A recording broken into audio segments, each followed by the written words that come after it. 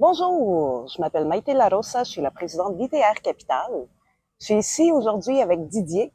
En fait, on a décidé de faire quelques petites vidéos pendant notre marche matinale.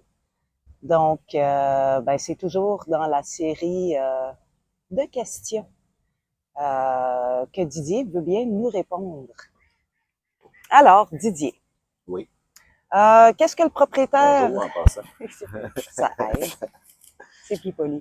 Qu'est-ce que le propriétaire d'une petite entreprise peut faire pour déclencher immédiatement un début de croissance? OK. Il y a une chose toute simple que à peu près tous les propriétaires d'entreprises peuvent faire immédiatement pour, pour démarrer une croissance. Démarrer, du moins, un début de croissance. Essentiellement, il y a trois choses que les propriétaires peuvent faire immédiatement qui va rapidement changer le portrait de l'entreprise. La première des choses, c'est d'identifier en termes d'acquisition toutes les opportunités qu'il existe sur le marché de l'entreprise en question, d'obtenir des ventes à une fraction du prix de vente OK. ou à une fraction de la marge gagnée sur le prix de vente. Et dont les montants payés sur cette marge-là ne sont payés qu'une fois la transaction sécurisée. OK. Un exemple tout simple, dans l'hôtellerie, il existe de multiples plateformes qui permettent, qui ont qui arrivent à rejoindre l'ensemble du marché, qui permettent à n'importe quel hôtelier de présenter son offre pour une portion des ventes générées par la plateforme. Mm-hmm. Bon, si on parle des Booking, des Expedia, des Airbnb de ce monde. Oui, les plus connus, Bon, là. ça c'est un no-brainer. Si vous les utilisez pas toutes, parce que vous trouvez que c'est trop cher, je suis désolé, mais vous avez peut-être raison que c'est trop cher de payer 15, 16, 17, 18, 20% par nuitée vendue de commission à Booking ou à Expedia ou à Airbnb. Sauf que ce que ça me dit, moi, c'est que ton modèle d'affaires ne permet pas de gérer ces ventes-là et de faire du profit. Donc, si tu n'es pas en mesure de mettre un 15-20% de tes ventes en marketing pour, pour euh, déployer une stratégie de croissance, il y a tout lieu de croire que ton modèle d'affaires ne te permet pas de croître. OK? Non, tu fais juste staller. Non, OK, ça, c'est bon. sûr. Alors, la raison pour laquelle je suggère ça en priorité, c'est tout simplement parce que ça n'engage pas ton cash flow. Les montants de vente que tu reçois ne sont engagés qu'une fois la vente conclue et le montant payé. Oui. Bon, certaines plateformes vont avoir un délai sur le paiement, donc tu vas avoir à financer la plateforme pendant 30 jours, quelque chose comme ça. Mais c'est quand même un volume de vente qui peut faire la différence entre une business qui tourne à profit et une business qui tourne en déclarant des pertes ou Mm-hmm. encore en ne payant pas ses propriétaires. Et ça, c'est la première des choses. Cet aspect-là existe aussi dans une version qui est purement web ou qui peut être déclinée de différentes façons. Exemple, les commissions, un vendeur qui est à la commission et qui reçoit un montant sur une commission sur les ventes qu'il fait.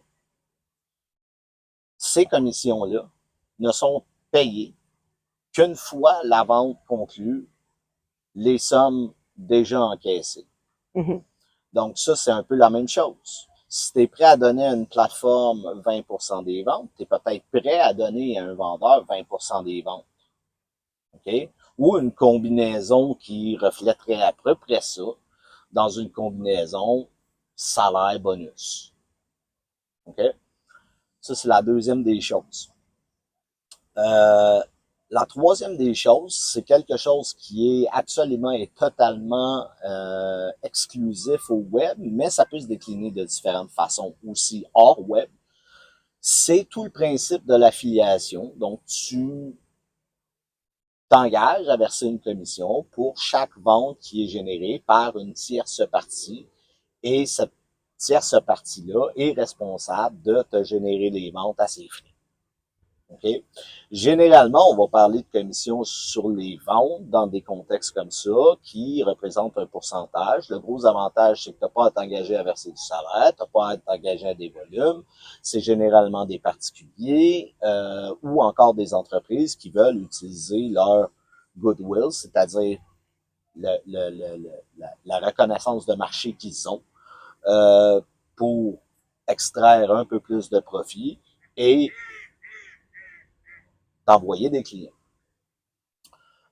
Donc ça, c'est la chose que tu dois faire en priorité. Tu dois identifier très, très rapidement toutes les possibilités qu'il y a dans ton entreprise ou sur le marché dans lequel ton entreprise évolue, de développer tes ventes en fonction d'un pourcentage des revenus générés.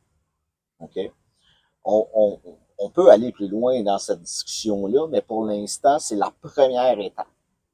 Il existe deux autres étapes qui peuvent être mises en place qui vont permettre à l'entreprise de générer une croissance des revenus, un peu des ventes, mais beaucoup des profits. Mais elle implique que tu aies déjà que tu arrives à acquérir des nouveaux clients ou des clients de façon régulière, systématique, etc. Quelles sont ces stratégies-là? Ce sont toutes les stratégies de upsell, downsell, cross-sell. C'est-à-dire qu'une fois que le client s'est engagé à accepter ou à profiter de ton offre, tu lui vends autre chose qui va améliorer son expérience.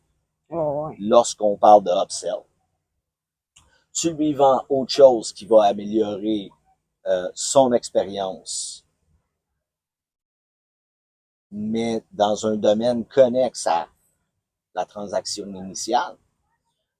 Ça s'appelle le cross-sell. Et tu vas offrir des options aux prospects non convertis qui vont te permettre quand même d'absorber le coût d'acquisition du prospect par des offres qui sont moins chères. On appelle ça un downsell. Plutôt que de perdre une vente, on préfère faire un peu moins de profit sur la vente, mais quand même encaisser les revenus. OK? Donc, ça, c'est les trois autres choses. Tabler sur une acquisition où tu n'as rien à décaisser et dont ton coût d'acquisition est fondé sur une proportion du chiffre d'affaires généré. Augmenter les revenus par le upsell, c'est-à-dire permettre à un client d'obtenir une meilleure expérience pour un supplément. Exemple classique de ça, l'upgrade de chambre dans un hôtel. Hein?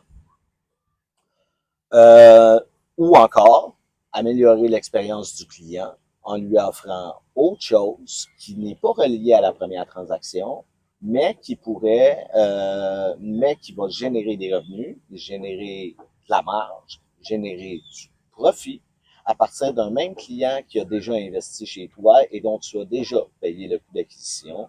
C'est-à-dire, par exemple, on va prendre encore l'exemple d'un hôtel. On